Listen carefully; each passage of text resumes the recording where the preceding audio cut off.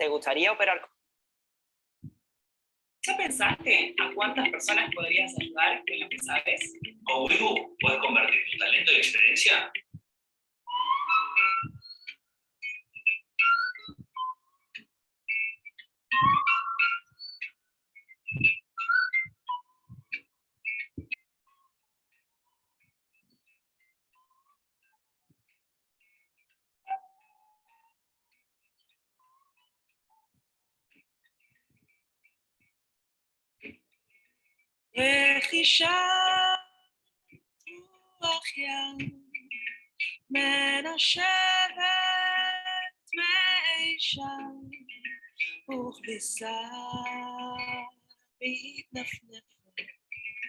בצילי החומה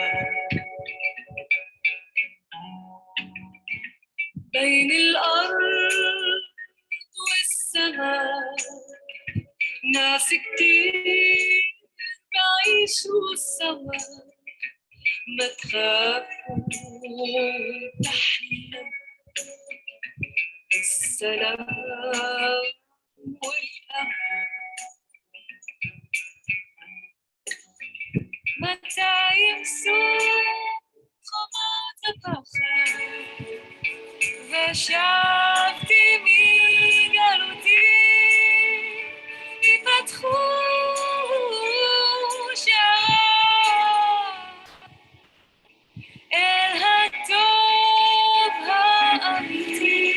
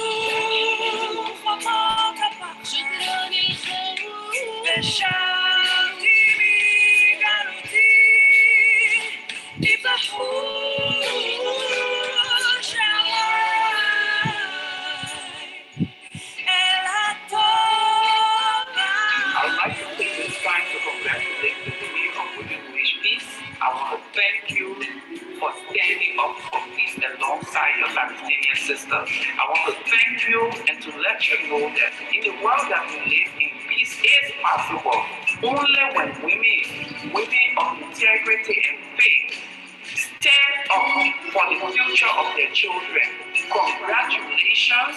It is my hope that you will continue to battle for peace in a constructive way, and I look forward to the day that I will come and join you.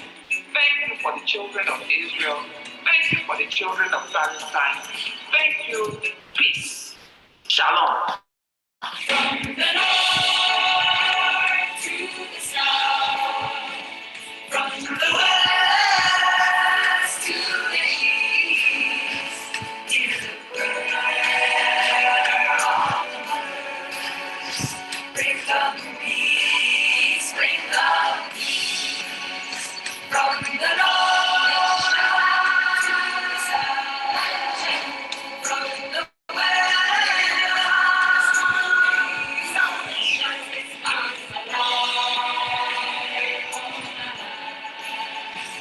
bring the last, bring the flesh.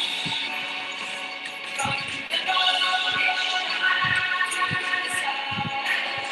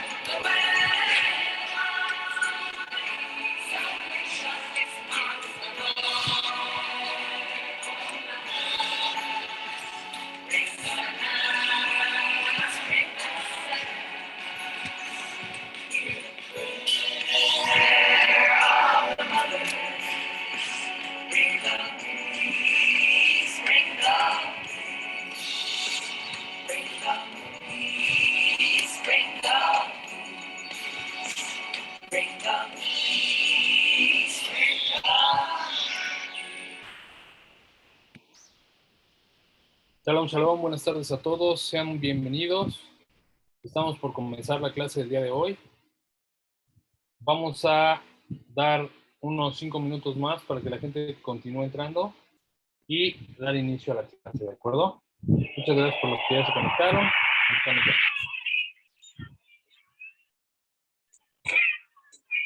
There's a secret remedy hiding underneath the tree, in the sea from which we came together.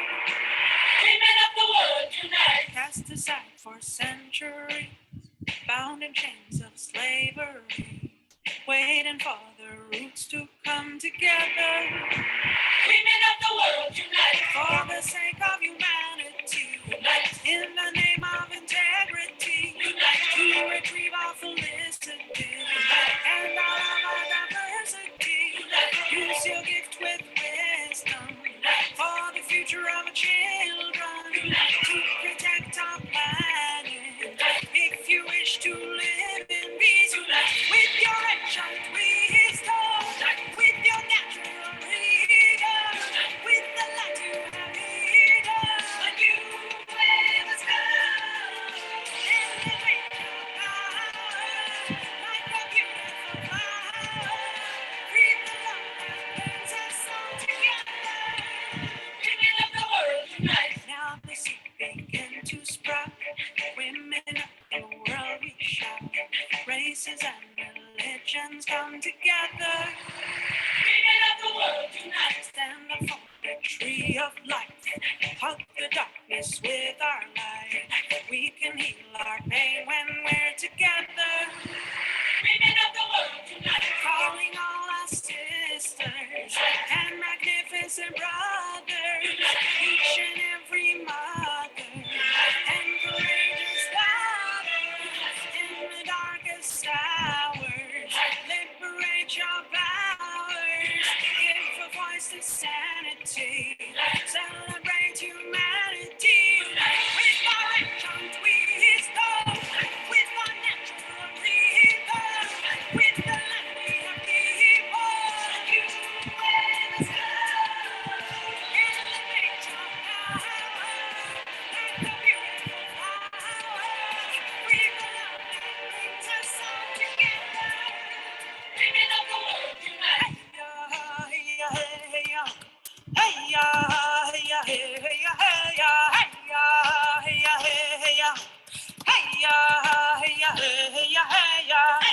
The flowers with the leaves, with the spiders, birds and the bees, with the mountains, with the sea, with the valleys and roots of the trees, with our passion, with our wounds, with the sun and the earth and the moon, with the living, with the dead, with the stars, with the mother of the mothers who can take to it all, from her soul, from her body, from her blood, from the depth of the pain to infinity has a key that brings us to the kingdom of our ancient wisdom and the natural reason.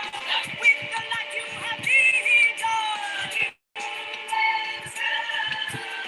elevate your power like a beautiful flower. With the light that brings us all together. With our ancient wisdom and the natural reason. With the light we have given, elevate your power like a beautiful flower. With the light that brings us all together. Women of the world unite.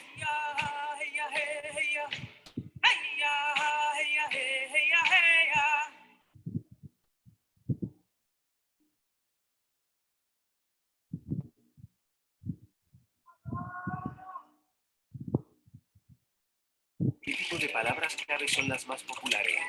¿Cómo cambió el comportamiento orgánico de los usuarios? ¿Qué sitios de e-commerce aumentaron su cuota de mercado? Asegúrate de entender las últimas tendencias de búsqueda. Descarga el informe gratuito ahora.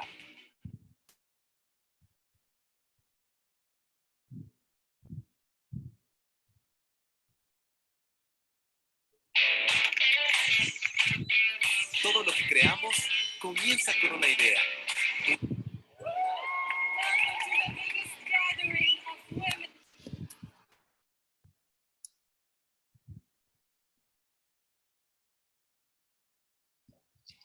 Shalom, shalom, buenas tardes a todos, bienvenidos. Estamos comenzando esta clase del día de hoy. Vamos a iniciar ya con la clase correspondiente esta semana. La semana pasada, por temas de agenda, se me complicó un poco el poder dar la clase correspondiente, pero bueno, gracias al Eterno que nos permite continuar una semana más y ya tenemos hoy el tiempo pues para poder impartir esta clase. En la medida de lo que puedan, les voy a agradecer si pueden encender sus cámaras para que podamos estar interactuando entre nosotros y que podamos vernos. Y también, antes de comenzar, bueno, pues quisiera que nos dijeran si existe alguna duda, pregunta o comentario sobre la clase anterior o sobre los estudios que hemos estado compartiendo actualmente sobre la cuenta del hombre, que es un ejercicio que se deriva de una práctica judaica y que, bueno, nosotros estamos sacando algunas reflexiones en relación al tema para poder edificar nuestra alma, para poder ascender con ella y, bueno, elevar nuestra conciencia. ¿No me escuchan? A ver, me gustaría que me dijeran si me escuchan bien. ¿Ahí me escuchas, Isaías? Si no, va a ser necesario que reactives como tu micrófono, tu audio. José Bautista, ¿me escuchas?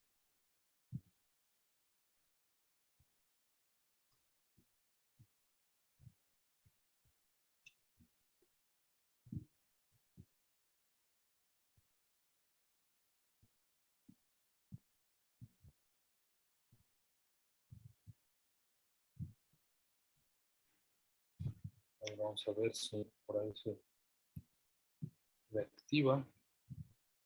José Bautista, ¿me escuchas?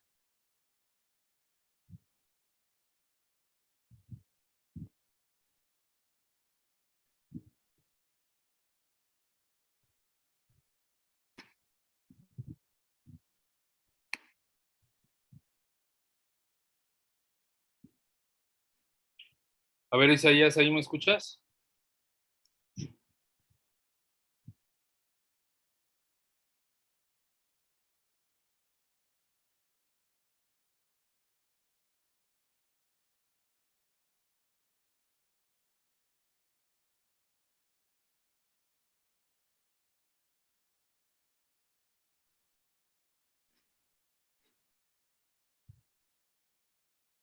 Aló, confírmenme si me escuchan bien, por favor. Hola, ¿me confirman si me escuchan bien, por favor? Si no hay problema de comunicación.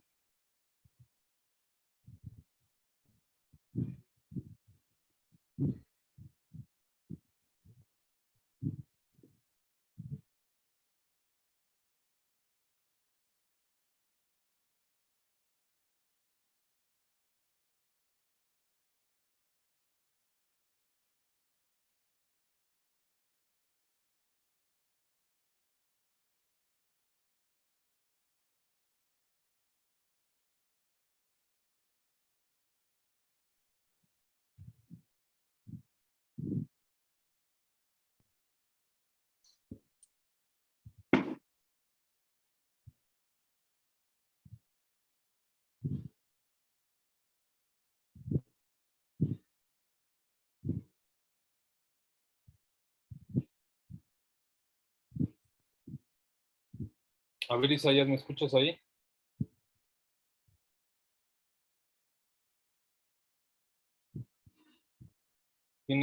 Ahí ya me marca que tú tienes audio y ahorita estás muteado. Entonces, a ver si me pueden confirmar si me escuchan. Porque, a ver, creo que hay problemas de conexión.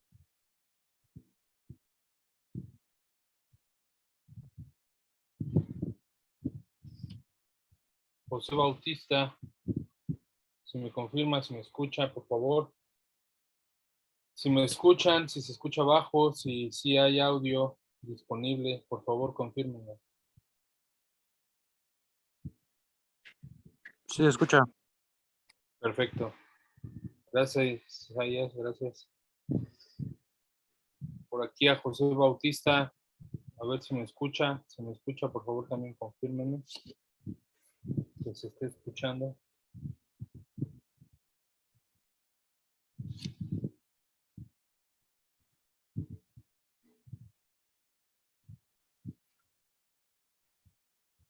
Bueno, ojalá y se pueda conectar, ojalá me escuche más adelante. Vamos a comenzar entonces la clase del día de hoy. Hoy nos corresponde ver el principio número 2 del monoteísmo de la Torá según los principios de Maimónides, y vamos a continuar con este ciclo de curso que tiene como objetivo el establecer las bases del pensamiento monoteísta, saber en realidad en qué deriva la fe monoteísta, para qué es que cree o en qué cree un monoteísta, con base a la tradición oral judaica y las enseñanzas de la Torá. Recordamos que esta es una clase auspiciada por la Fundación Orahaim y que tiene supervisión rabínica de distintos grupos religiosos, de distintos rabinos, de distintas fuentes, y que de igual manera, bueno, basa sus estudios a partir de la instrucción rabínica ortodoxa. El estudio que estamos haciendo el día de hoy, bueno, lo partimos del libro Los 13 Principios del Judaísmo, o del libro llamado El Perel Pelel, un libro que ya hemos compartido en varias ocasiones en el grupo de WhatsApp, en el cual centramos básicamente nuestra interacción. Y hoy también lo vamos a complementar por las clases del Centro de Estudios Nováfidas impartidas por el Rav Broidman en la Fundación Orahaim. Voy a comenzar entonces la clase. Si no hay preguntas, si no hay comentarios anteriores, voy a iniciar la clase para que vayamos progresando con este avance. Hemos visto hasta el día de hoy la clase anterior sobre el principio número 1, en donde nos centramos principalmente en comprobar la existencia del creador. Es decir, que a través de una serie de observaciones y comprobaciones, trajimos a cuenta el análisis y comprobación sobre la existencia de Dios. En realidad, que Dios existe. ¿Por qué yo debería de saber que Dios existe? Es un mandamiento, es una obligación para el no judío saber que Dios existe.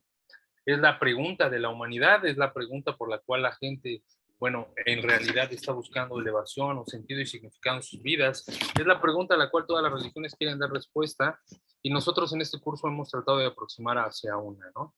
Con base en el principio número 1 de los 13 principios de la fe monoteísta, que es: yo tengo la convicción certera de que el Creador, bendito sea su nombre, crea y guía a todas las criaturas, y que Él solo hizo y hace y hará todas las cosas. Por lo tanto, es que comprobamos a través de la existencia de las cosas, del mundo, de su configuración, de su ordenamiento, la existencia del Creador de distintas maneras, definiendo al Creador como ese ser completo que no admite carencia, ese ser perfecto que no admite carencia alguna en sí, y que crea y dirige y que controla todas las cosas. Y es a través de la observación del mundo que nos rodea que podemos llegar a la conclusión de que existe una fuerza, una inteligencia, un ordenador que crea y conduce y dirige este mundo, no a partir de una obra de la casualidad, sino por un procedimiento, por un proceso de organización y dependencia directamente del creador. El principio número 1 nos obliga a saber, no a creer. Es decir, que no basta solamente o no alcanza únicamente con creer en Dios, sino tenemos que saber que Dios existe, y para ello, bueno, es que nosotros estamos desarrollando estos 13 principios del monoteísmo. En este principio, en esta ocasión, vamos a hablar el principio número 2, que habla sobre la unicidad de Dios. Es decir, vamos a ver otro aspecto de la fe monoteísta que habla sobre la unicidad de Dios. Es el principio número 2 de 13, y es el principio que nos va a hablar no solamente ya de la existencia del Creador, sino su existencia como una unicidad, como una particularidad existente en el mundo, la cual no es semejante a nada que existe en el mundo físico, y que tampoco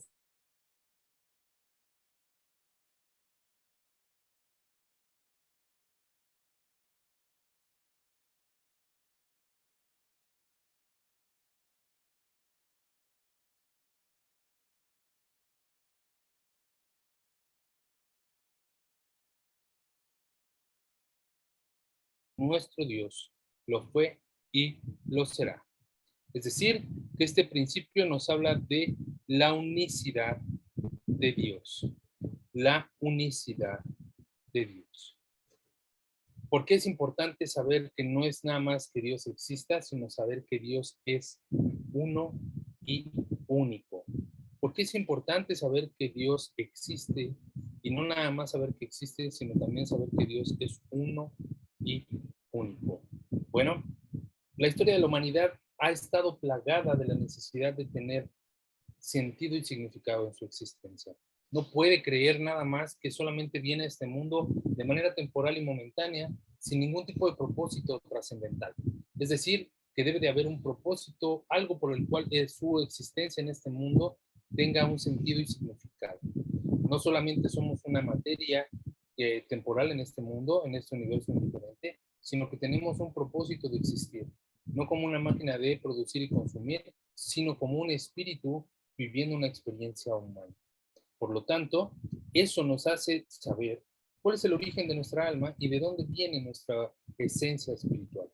Una vez que comprendemos que realmente existe un Dios, bueno, entonces sabemos que nos abre un mundo de posibilidades impresionantes en el cual nos lleva a muchas más preguntas. Mi alma viene de donde viene ese Dios. Él es la fuente de todas las cosas. ¿Existen más mundos además de Él? ¿Qué es lo que yo tengo que conocer de Dios? Bueno, para poder abordar esas preguntas todas de manera ordenada, tenemos que primero conocer estos 13 principios del monoteísmo, estos 13 principios de fe que nos van a ayudar a realmente dar claridad a lo que es una creencia monoteísta. Y en este principio hablamos sobre la unicidad del Eterno. Y la unicidad no es hablar de una parte de un todo, sino de una singularidad. Cuando decimos unicidad, tenemos que entender la diferencia entre lo que es la unidad y la unicidad, que no pareciera que son cosas similares, pero en realidad son cosas totalmente antagónicas y que deben de resignificarse para poder descubrir cuál es la singularidad del creador delante de esta creación. Cuando hablamos de unicidad, vamos a hablar en relación de unicidad en relación a Dios, vamos a estarnos refiriendo a dos cosas principalmente. Primero es la dependencia y la coexistencia de la creación hacia el Creador. Y la segunda, la singularidad sin comparación ni igual cosa creada en este mundo con Dios. Repito, la primera es hablar de la dependencia y la conexión intrínseca que tiene la creación con el Creador. Y la segunda es hablar de la singularidad que no tiene comparación con nada existente en este mundo y que habla de la unicidad específica del Creador. Por lo tanto, en esta primera clase lo que vamos a tratar de significar, lo que vamos a tratar de descubrir es a qué nos referimos cuando hablamos de unicidad. ¿Qué es lo que estamos diciendo cuando hablamos de unicidad? Para esto vamos a abrir el libro de Maimónides, el Sefer Amadá, el libro del conocimiento, en su capítulo 1, en donde él mismo habla y hace referencia de este principio de la siguiente manera. Leo. El conocimiento de lo que desarrollamos en el principio número 1 es un precepto positivo. Así lo marca el versículo número 2 del capítulo 20 del libro de Éxodo, en donde dice, yo soy Hashem tu Dios. Es decir, que el principio número 1 nos habla sobre la obligación de saber sobre la existencia del Creador.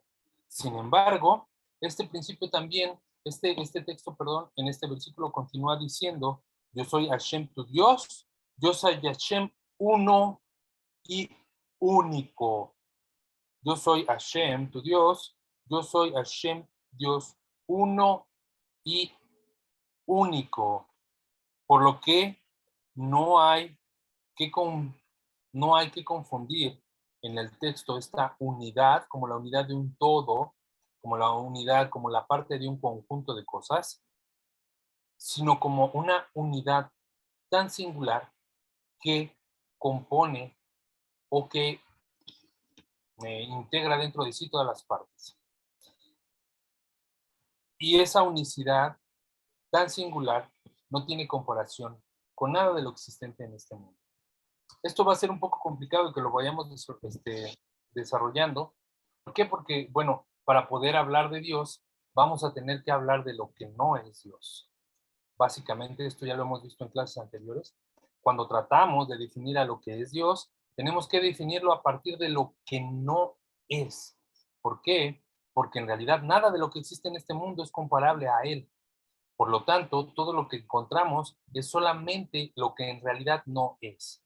Por lo tanto, una de las cosas que no es una parte o es una unicidad como un conjunto, como una unidad dentro de un conjunto. Esto es importante que lo vayamos entendiendo para poder ir asimilando en nuestro interior que por más que nos esforcemos intelectualmente hablando, va a llegar un límite en el cual nuestro razonamiento va a tener que hacerse a un lado y tendremos que ir más allá hacia las esferas espirituales, comprendiendo que en realidad todo lo que existe en este mundo no representa a Dios porque no hay nada con que se pueda comparar. Por lo que, dice el texto, no hay una unidad ni cualquier otra unidad que pudiera hallarse en el universo. No es uno como una especie, o uno como un género, o uno como un cuerpo. El texto del Maimónides dice, por lo tanto, esta unicidad, cuando menciona el texto Hashem es uno y único, Hashem es uno y único en tanto que no es una unidad como cualquier otra unidad que pudiéramos encontrar en este mundo físico, en este universo, y tampoco es una unidad como una especie, como la especie humana, que está compuesta de partes. Es decir, somos un cuerpo, pero este cuerpo está compuesto de partes. Tenemos brazos, tenemos piernas, tenemos órganos. No somos una unidad independiente, sino que somos una unidad dentro de nosotros existe un conjunto de partes las cuales nos forman como un individuo, como un ser, una especie.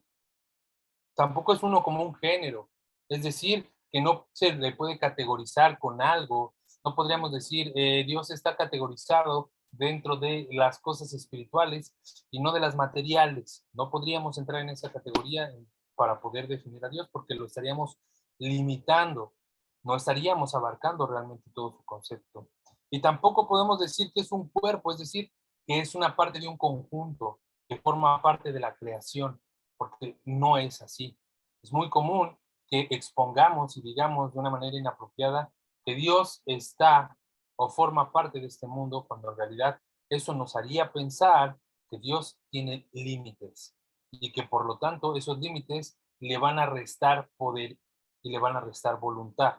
Eso vendría a contraponer este principio de, de los 13 principios de fe de Maimónides.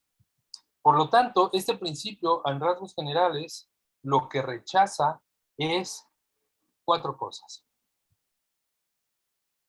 Primero, rechaza el politeísmo. ¿Qué es el politeísmo? Es la creencia de que hay varios dioses. ¿Qué es el politeísmo? Es creer que existen varios dioses. Poco a poco se van a ir dando cuenta que este principio es medular para poder determinar realmente la identidad de un monoteísta. ¿Por qué? Porque si no queda bien aterrizada la idea, este principio junto con el principio que viene, que es el principio número 3, no vamos a realmente a comprender cuál es la esencia del pensamiento monoteísta y que es singular y totalmente distinto y totalmente abarcador a cualquier otro tipo de pensamiento religioso que se inscribe a la esencia del creador a ciertas características y con ciertos límites. El monoteísmo más absoluto de la Torá no percibe en ningún sentido y en ningún momento que Dios tenga límites. Por lo tanto, este principio rechaza rotundamente la creencia del politeísmo. A diferencia de otras civilizaciones que con el tiempo desarrollaron creencias y adoraron dioses como cuerpos celestes, como incluso personas, dándole características de deidades, de poderes divinos, este principio rechaza totalmente el politeísmo. No es como el pensamiento griego que tiene un sinnúmero de dioses. No es así. También este principio rechaza directamente el paganismo. ¿Qué es el paganismo? Bueno, es reducir a Dios a una cosa u objeto. Es decir, reducir la divinidad o la esencia de Dios y ubicarla específicamente en una cosa o en un objeto.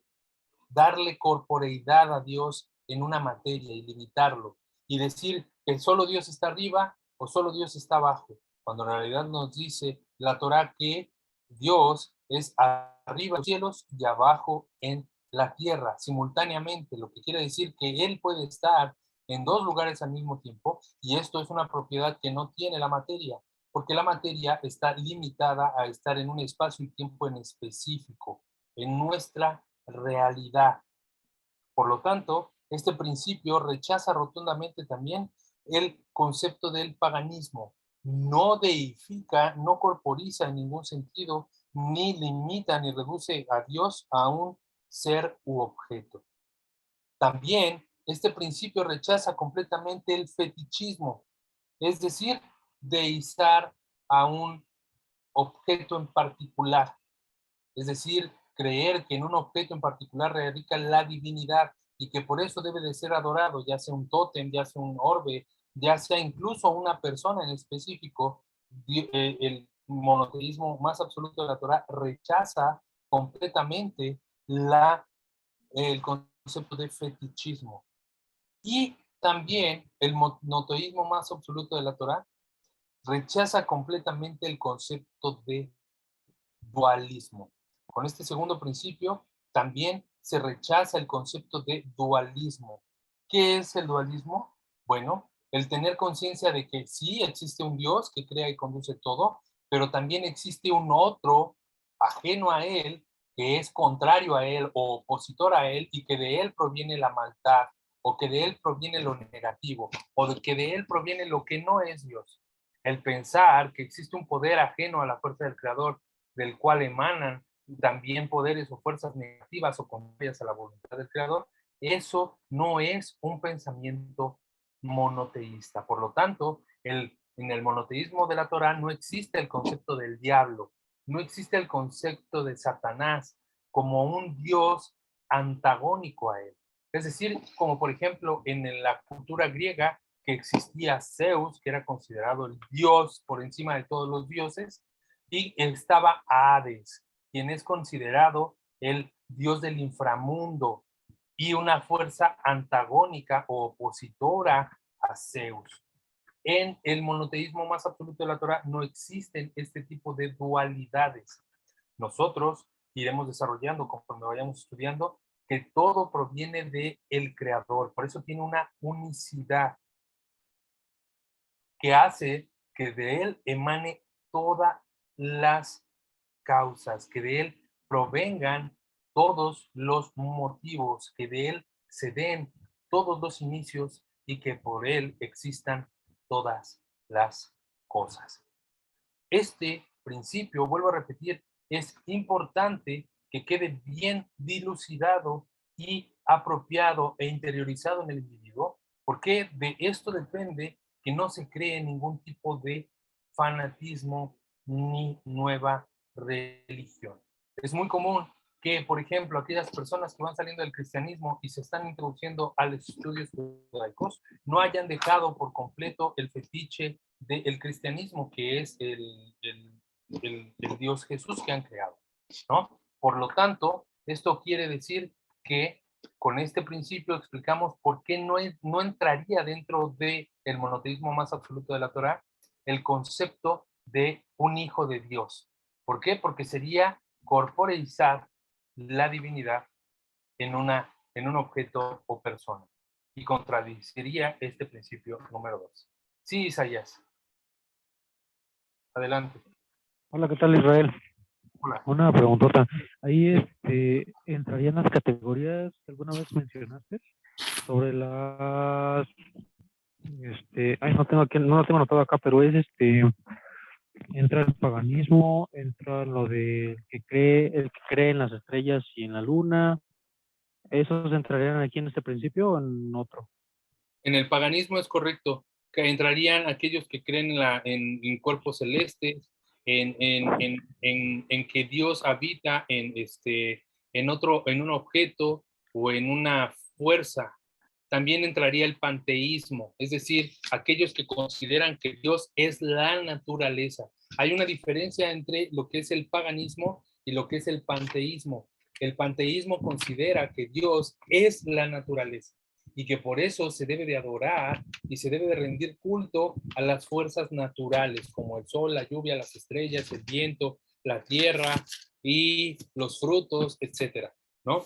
¿Por qué? Porque ellos consideran, el panteísmo considera de alguna manera que Dios es la naturaleza.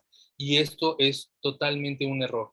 Pero esto no se deriva únicamente de este principio de la unicidad, sino se va a derivar de la siguiente explicación que voy a dar ahorita. Esto es como la introducción, pero vamos a decir por qué Dios no es dentro de la categoría del panteísmo la naturaleza. ¿Por qué? ¿O en qué radica realmente esa diferencia para que nos quede completamente clara? Pero en el paganismo incluye la adoración a cuerpos celestes, a cosmos, a estrellas, a astros, a planetas, a todo este tipo de sortilegios que se pueden desarrollar para rendir un culto. Incluso la misma Torá nos enseña y nos pregunta, ¿cómo es o cómo fue posible que se diera este tipo de idolatría en el mundo cuando el primer hombre y la primera mujer son creación directamente de Dios y ellos mismos conocieron a Dios? Es decir, hablaron con Él, interactuaron con Él. ¿Cómo es posible que el mundo en general se haya desviado en estas circunstancias o a estas idolatrías? ¿De dónde es que radica esto?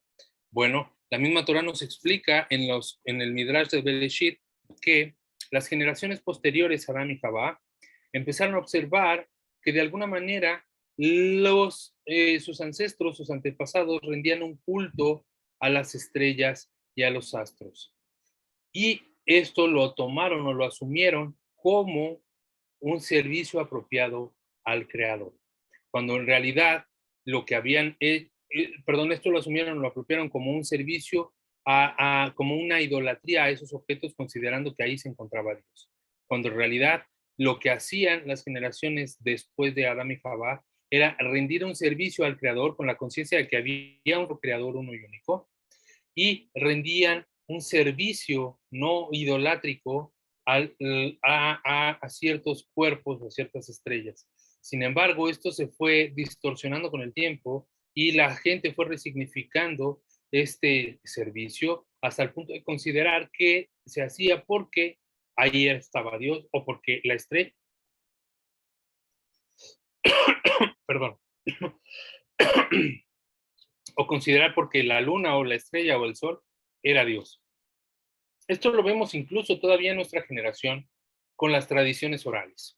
Podemos acudir a cualquier pueblo que tenga usos y costumbres propias de su comunidad y ellos tendrán muy arraigadas las tradiciones orales, es decir, que vendrán heredando costumbres por parte de sus madres y de sus madres de sus madres y de sus madres de sus madres y así sucesivamente.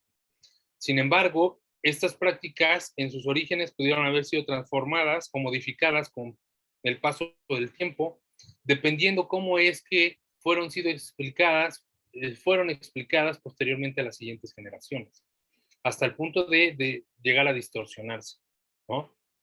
Hoy por hoy puedo traer una de las pues más emblemáticas de México, que es la tradición del Día de Muertos, ¿no? Es una tradición que de manera general se practica y genera una identidad, un vínculo muy importante para la cultura mexicana, ¿no?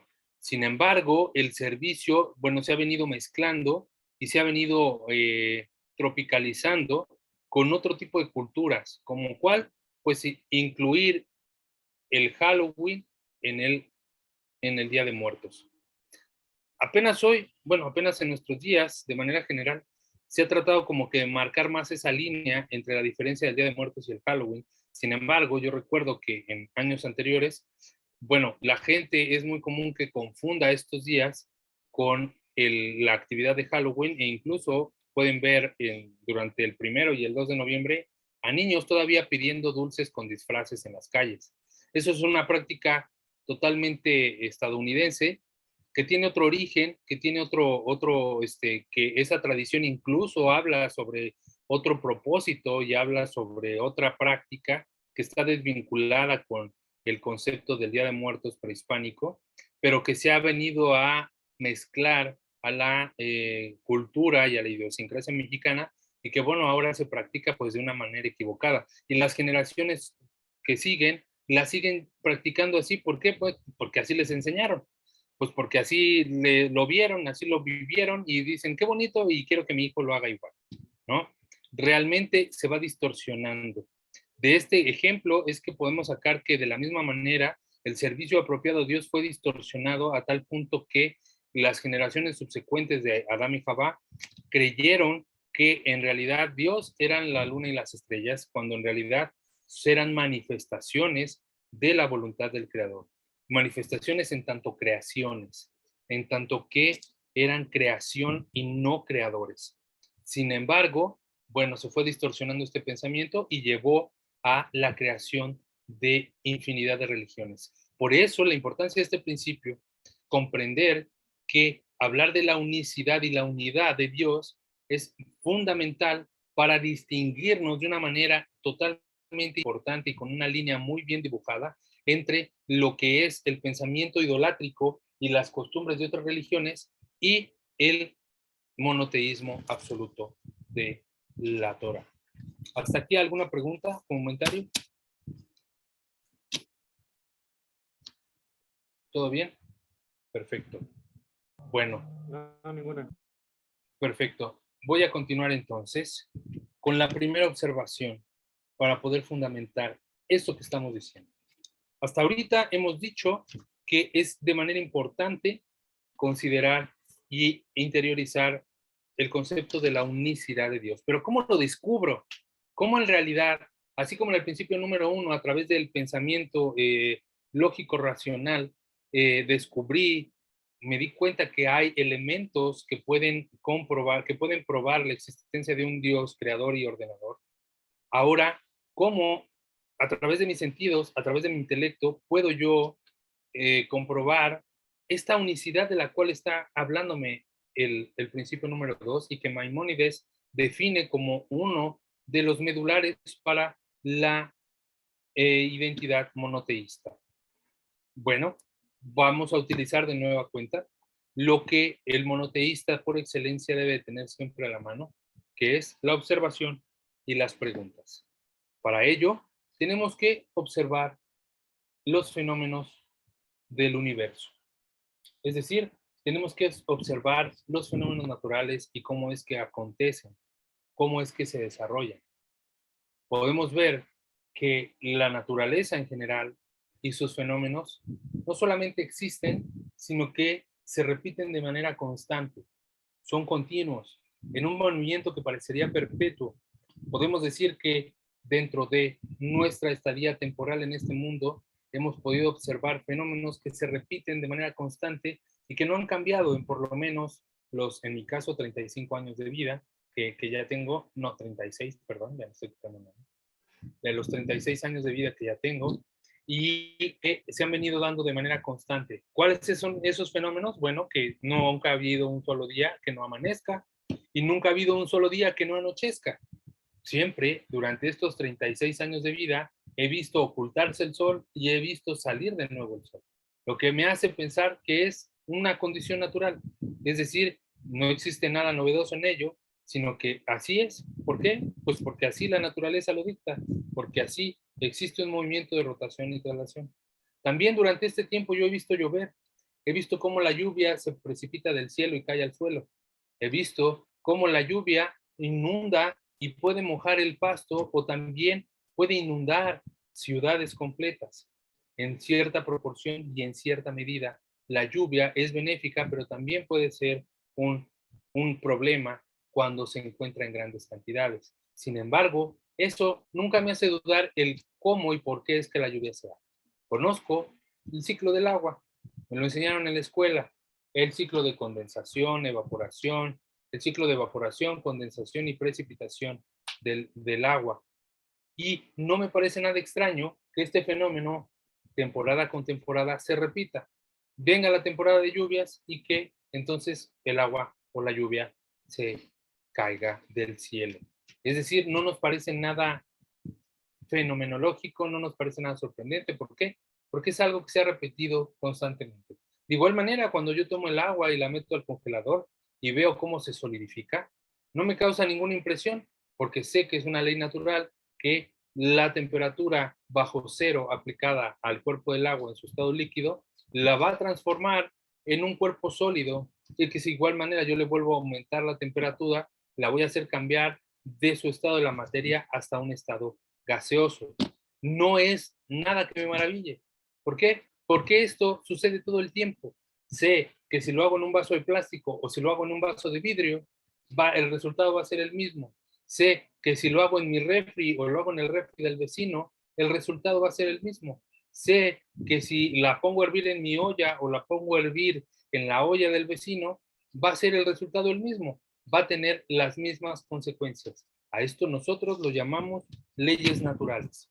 Y es por eso que la gente que se considera atea dice, yo no creo en Dios, pero sí creo en las leyes de la naturaleza porque son cosas que yo mismo puedo atestiguar, ¿no? Y por eso cuando se le pregunta a esa persona, y bueno, ¿y quién creó las leyes de la naturaleza? Pues el ateo dirá, es una condición natural que se ha dado por la evolución del mismo mundo. Sin embargo, si le preguntáramos a una persona que se dice monoteísta, dirá, bueno, estas leyes son leyes que Dios ha dictado y que por eso es que las cosas son como son. En realidad es porque Dios las mandó así, las estableció así y por eso se recrean en cada momento. Esa sería la opción o la respuesta clásica de una persona considerada monoteísta o que cree en un solo Dios. La realidad es que ninguna de estas dos explicaciones y respuestas alcanzan. En realidad, ninguna de estas dos explicaciones o respuestas alcanzan para poder explicar el concepto número 2 del principio, de los 13 principios de fe sobre la unicidad del Creador. El decir que solo es porque Dios así lo quiere, no basta, no alcanza. Para ello, vamos a tener que observar lo siguiente. La naturaleza es algo que se repite constantemente. Como ya lo hemos mencionado hace un momento, no cambia, es en un movimiento constante, perpetuo, es así. Lo primero que nos tenemos que preguntar es, esa es la causa. Pero ¿cuál es la causa de la causa? El científico, al preguntarle sobre el por qué la lluvia cae del cielo, nos hablará del proceso del ciclo del agua. Nos hablará de las propiedades de la materia en su estadio sólido, líquido y gaseoso. Nos hablará de los efectos químicos que ocurren en las nubes, que se precipitan, que hacen que se condense el agua y que después se precipita al suelo. Nos hablará de términos de humedad relativa. Tal vez también nos hablará de términos de condensación, de tensión de cuerpos. Pero todas, en general, esas solamente serán las causas. Pero ¿cuál es la causa de la causa? ¿Cuál es el origen de que las cosas sean así? Es decir, ¿qué es lo que ha determinado que tenga que ser de esa manera y que no sea de una manera distinta? Ante esta situación, ante este cuestionamiento, el no monoteísta, el científico o el ateo dirán, porque las cosas así son. Es decir, en realidad no tendrán una explicación. No podrán generar una explicación real. Y el monoteísta dirá, pues porque Dios así lo ha querido. Pero eso en realidad todavía está falto de explicación. Para ello, traemos el ejemplo de un anciano con un perro. Imaginemos a un anciano que ha decidido amaestrar a su perro con la conocida técnica de aventarle un bastón y hacerlo que lo traiga de vuelta. Cuando el perro trae el bastón de regreso, el anciano le otorga un pedazo de carne. Esta práctica la repite en varias ocasiones. El anciano lanza el bastón, el perro va por el bastón e inmediatamente después le da un trozo de carne. Ha sido tal la práctica para el entrenamiento que este movimiento ya se ha vuelto un movimiento asociativo por el perro. Es decir, el perro asocia que si él trae el bastón, le darán carne. Y lo convierte en una ley natural. Es decir, no le parece nada extraño que esto suceda así. ¿Por qué? Porque considerará que este movimiento de repetición perpetuo es una ley natural. ¿Qué es? ¿Por qué es? Porque así debe de ser. Porque así es como se creó y porque así funciona. Pero en realidad no es esto así. En realidad, la única y verdadera razón por la que la carne aparece para el perro es porque al anciano así le place, porque al anciano así lo desea, porque bien, él podría no darle un pedazo de carne, él podría en alguna ocasión lanzarle el bastón, que el perro lo traiga y que no le dé el pedazo de carne. ¿Por qué? Porque es una decisión completamente dependiente del anciano, no del perro, ni de una ley escrita de que así funcionan las cosas. Para ejemplificar esto, el anciano en una ocasión le aventó el bastón, le trajo el bastón al perro y ya no le dio trozo de carne. Para esto, evidentemente, el perro es algo totalmente atípico y que sale de dentro del orden natural de las cosas. En otra ocasión, el anciano le plació primero darle el trozo de carne y después lanzarle el bastón. Entonces el perro inmediatamente lo asoció como un milagro. Un milagro. No he ido por el bastón y ya me ha aparecido el trozo de carne. Esto me queda claro que es un milagro, es algo sobrenatural. Es algo que está fuera de la explicación de la ley que se había dado en repetidas ocasiones durante tanto tiempo. Esto no que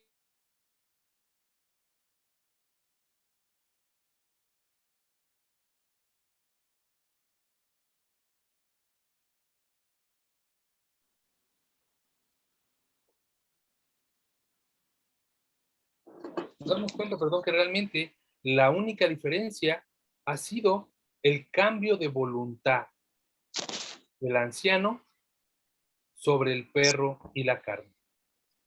Es decir, que el único cambio y de lo único que realmente depende de que las cosas existan en ese orden es del anciano y no de una ley escrita por encima con una fuerza independiente que gobierna a el anciano y al perro. En realidad, es la propia voluntad del anciano el que determina que esto sea así. De la misma manera pasa con el hombre. Nosotros actuamos similarmente a la actitud del perro. Como vemos que los fenómenos en la naturaleza se repiten de manera constante, consideramos que estas son leyes que están escritas por la naturaleza. Es decir, que la naturaleza es una inteligencia independiente que así se rige y así lo manda, y que así ha establecido ese orden que no cambiará. Por lo tanto, la desconectamos y la desvinculamos directamente de la unicidad de Dios. Desconectamos a la creación de la dependencia y la conexión con el Creador y le asumimos un poder casi que autómata a la fuerza de la naturaleza. El monoteísmo de la Torá nos explica que en realidad las leyes naturales no son que otra cosa que la misma expresión de la voluntad de Dios a través de la manifestación del mundo físico. Es decir, que no existe una fuerza ajena o individual o que el mundo no está desvinculado, desconectado de Dios en las leyes naturales, sino que las leyes naturales son el mismo ejemplo de que Dios está operando en este mundo. ¿Por qué? Porque ha sido su voluntad el que las cosas sean así. Podríamos preguntarnos, ¿por qué los árboles dan frutos y no dan bebés? Podríamos decir, ¿por qué las mujeres tienen que dar a luz a través del dolor y sufrimiento y no se dan a través de los árboles? Les apuesto a que si nosotros viéramos que los bebés se dan en árboles y siempre lo hayamos visto así, no nos sorprendería para nada ir con nuestra canastita y ver, este bebé ya está bueno, lo voy a cortar.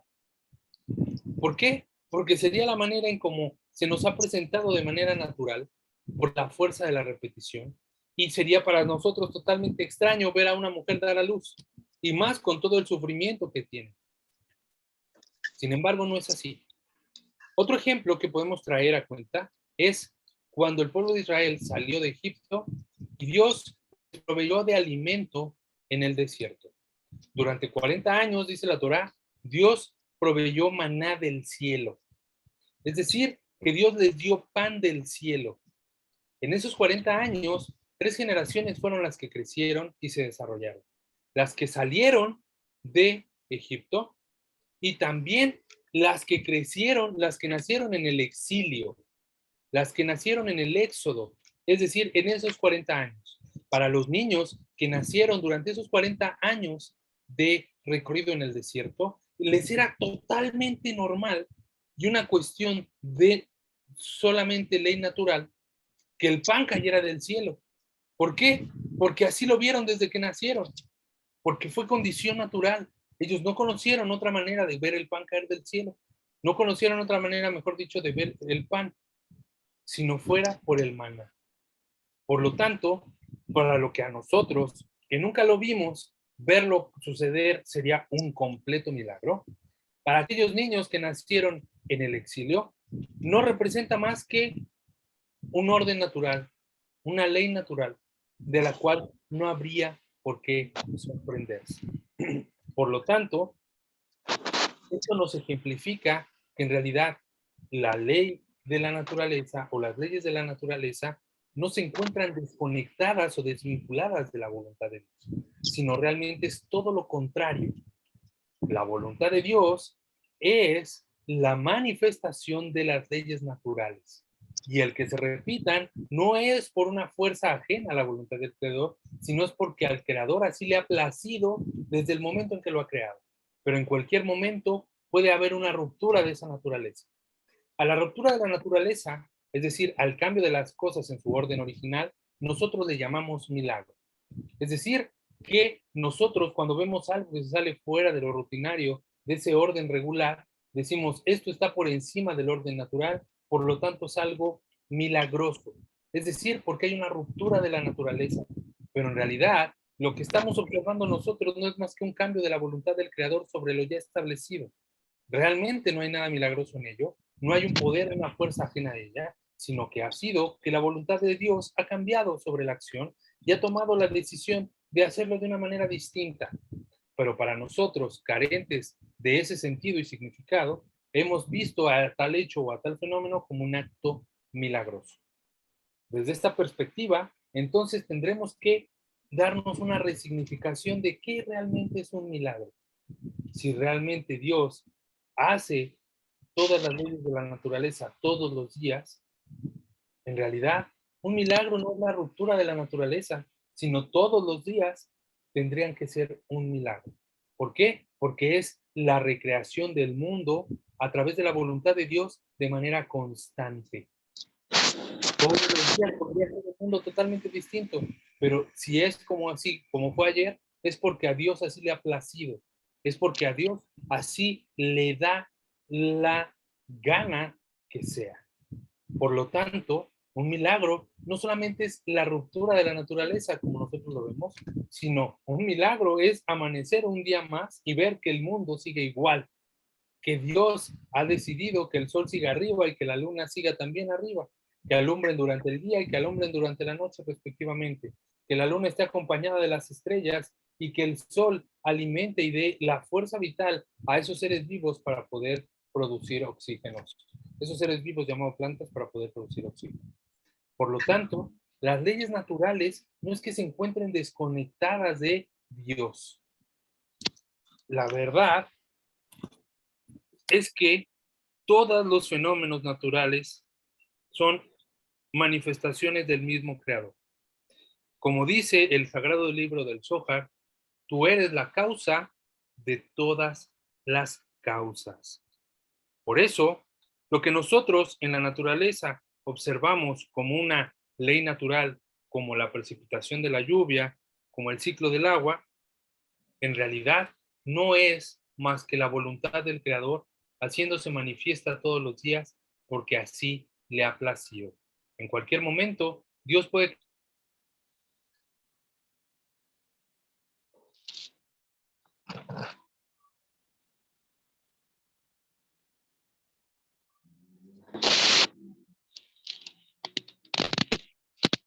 unicidad habla de la conexión directa que existe de todo lo creado con su creador.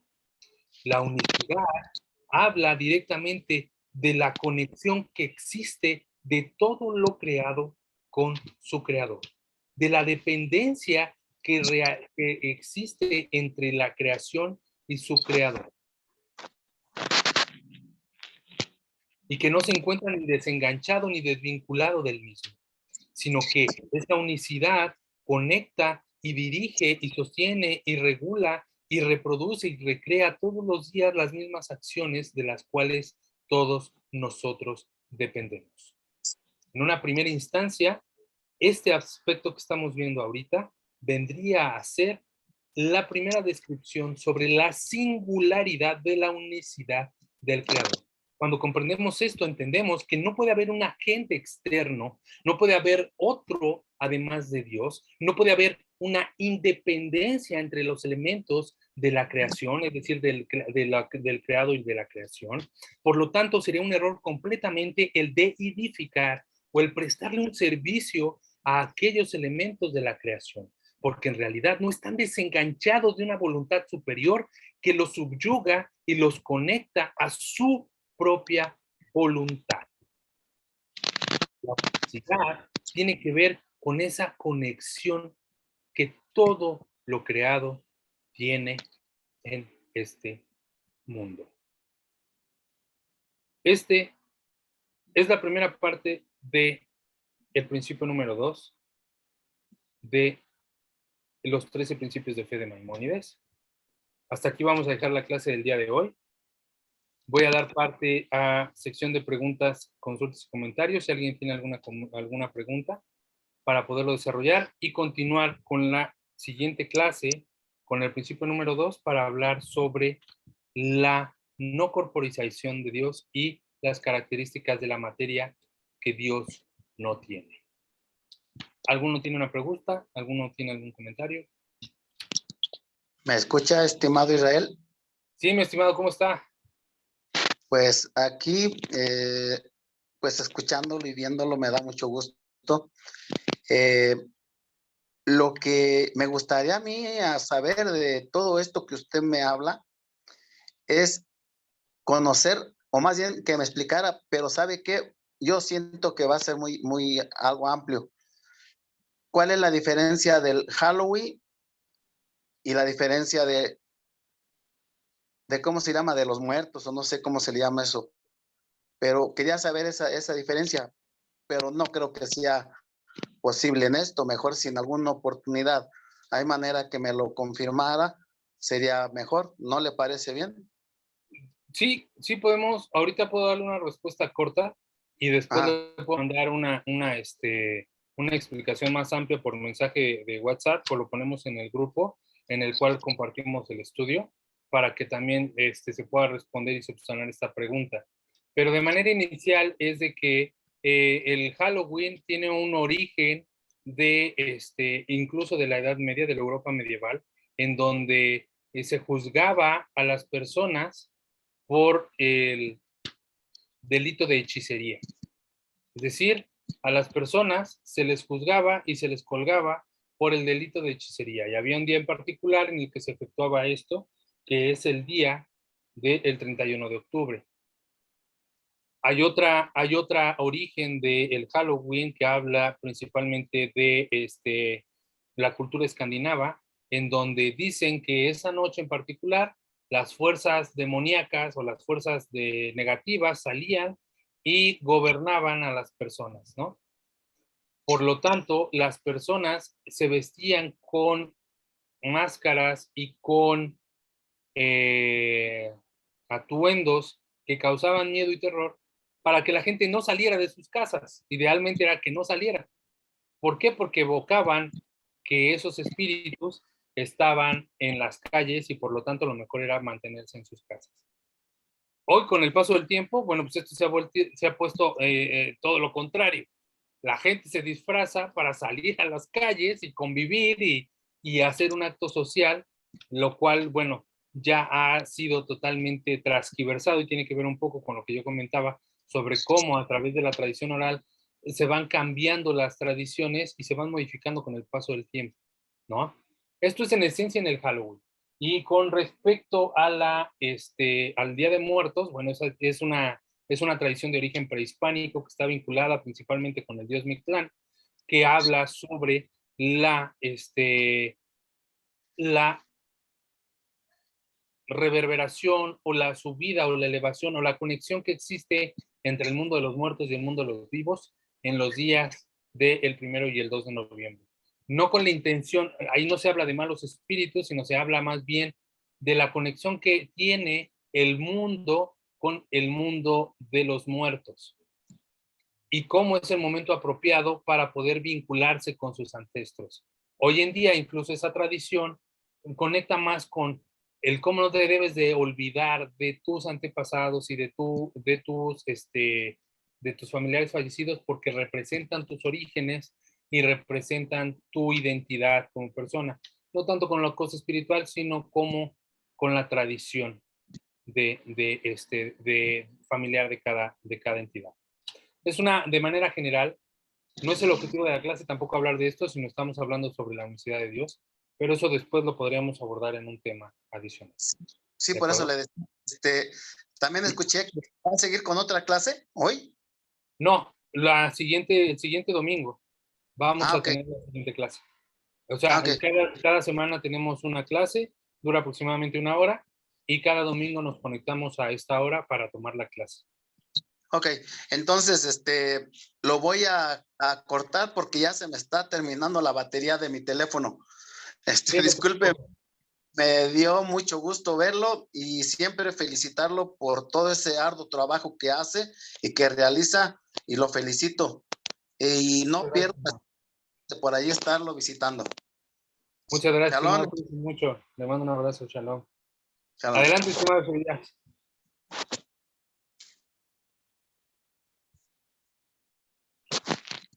¿Me escuchas? Bajito, pero sí te escucho. Ok. Mire, nada más quería preguntar que mencionaba que se rechazaban 4 puntos en este principio. Politeísmo, paganismo, escepticismo y dualismo. Había mencionado el panteísmo. ¿También se anexa a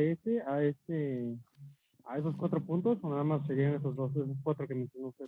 Sí, también se puede anexar el panteísmo, porque a través de la explicación que acabamos de dar con respecto a cómo todo depende de Dios, que no está desvinculado, bueno, el panteísmo que habla sobre que Dios es la naturaleza, en realidad está en un completo error. No es que Dios sea la naturaleza, sino que la naturaleza es la manifestación de la voluntad de Dios. Por lo tanto, es un error adorar a plantas, árboles o elementos de la tierra, porque no es Dios. También se puede anexar el panteísmo. Perfecto, ¿De acuerdo? Perfecto. ¿Alguien más que tenga alguna pregunta? ¿Todo bien, estimada Noemí? Sí, muy bien. Muchas gracias. Cuando Perfecto. hablaba acerca de los árboles, recordé una vez que escuché que hacía un rabino una pregunta de que qué pensábamos que sería más milagroso, ver crecer bolillos de pan en un árbol o manzanas. Entonces, pues todos pensábamos que ver crecer bolillos, ¿no? Era más milagroso. Entonces el rabino nos hizo ver, dice, no, es que es igual de milagroso, nada más por como usted lo acaba de explicar, porque estamos acostumbrados a ver las manzanas, las peras, las naranjas, pues pensamos que ya es normal y los bolillos serían lo milagroso, pero pues si el creador le hubiera placido que los bolillos de pan se dieran en los árboles, pues igual nos hubiéramos acostumbrado, como decía de la generación del maná. Correcto, es correcto. Justamente esa es la esencia del ejemplo, de que Nosotros lo vemos como ley natural y Sí. por eso no lo consideramos como un milagro, pero en realidad es un milagro desde el momento en el que el creador Es así le un quiso milagro. hacer, ¿no? Entonces, Sí. ese es el aspecto que hay que estar observando todo el tiempo y no perderlo de vista. Perfecto, bueno, pues con esto vamos a concluir la clase del día de hoy. Les agradezco mucho por haberse conectado. Les deseo que tengan un excelente inicio de semana, que todo les salga bien en sus días, en su trabajo, y con la ayuda del Eterno nos estaremos viendo el próximo domingo. Muchas gracias a todos. Shalom, Sí, shalom. muchas gracias a usted. Hasta luego. Shalom.